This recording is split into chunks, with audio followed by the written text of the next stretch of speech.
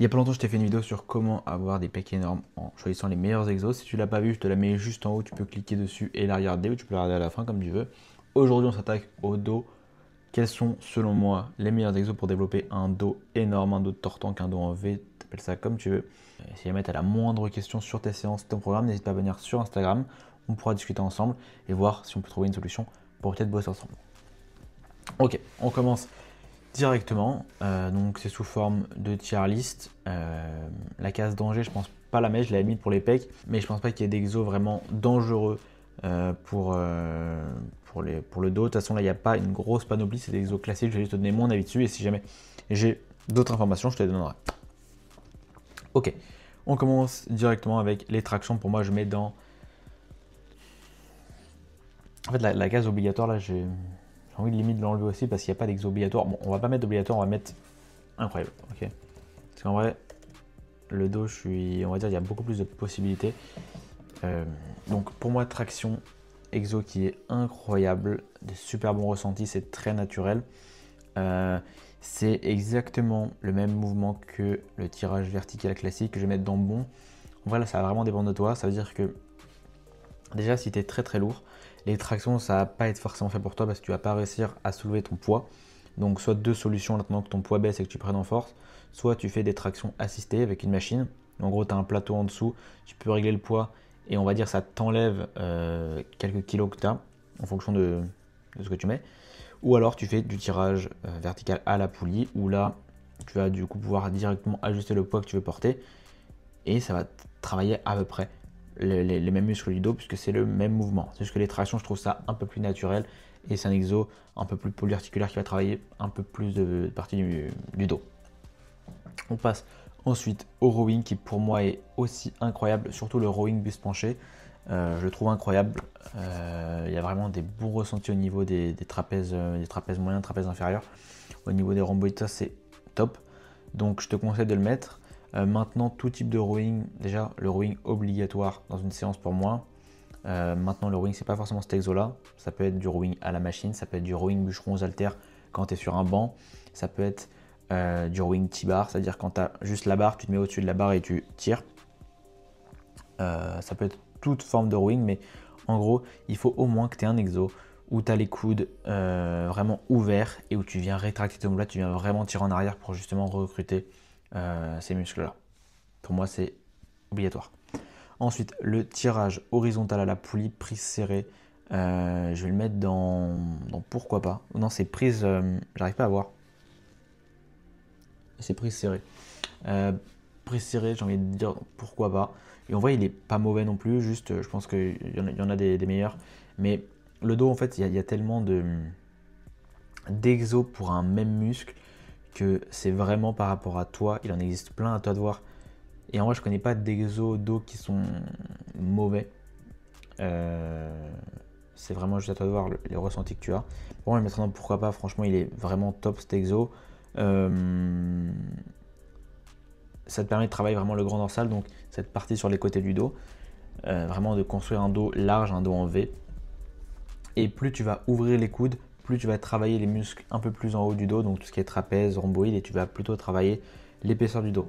Donc voilà, à pas négliger, auquel vraiment la prise que tu vas prendre peut vraiment influencer sur les différents muscles que tu vas choisir. J'en vois beaucoup trop en salle de sport qui vont faire par exemple du rowing et du tirage horizontal avec prise large. C'est pareil, ça reste un mouvement de rowing, donc en fait tu vas faire deux fois le même exo. C'est pas forcément mauvais, mais il faut en être conscient.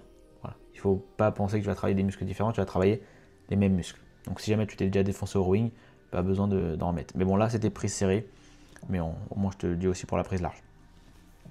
Qu'est-ce qu'on a d'autre? On a le pullover. Pour moi, je le mets dans entre bon et incroyable. En fait, tous les exos sont top, les exos dos, je les kiffe. C'est juste ça dépend des périodes. Il y a une période où je le spammais cet exo. Là, je l'ai un peu réduit. Et j'ai mis un autre exo à la place que je vais te montrer juste après. Cet exo est top. Le seul problème, c'est que il y a un facteur limitant qui est ton gainage. Pareil pour le rowing buste penché. Et ça, c'est assez dommage. C'est pour ça qu'en vrai, le rowing buste penché, tu sais quoi, je vais le mettre dans bon. Parce qu'il n'est pas incroyable parce que. Enfin, moi, je le trouve incroyable, mais en vrai, c'est vrai que tu as une stabilité qui, sur ces deux exos là, on va dire, tu vas avoir comme facteur limitant ton gainage, qui fait que des fois tu peux être limité au niveau du poids et que souvent tu peux t'arrêter pour autre chose que ton dos. C'est-à-dire que ton dos pourrait encore supporter, mais c'est ton gainage qui ne tient plus. Donc pour le rowing, tu fais un rowing avec, par exemple, à une main, avec une haltère où tu tiens quelque chose comme support pour vraiment que ton gainage soit pas en difficulté. Le pullover est super bon aussi, mais c'est pareil, en fait, si tu mets trop lourd, tu vas vite être tiré en avant.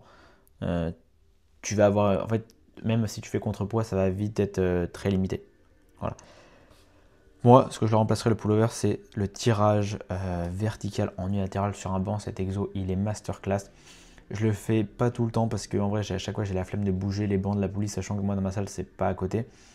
Mais tu as une stabilité de malade. Tu travailles en unilatéral, donc tu travailles vraiment le côté droit et le côté gauche indépendamment, ce qui permet d'avoir un super bon ressenti.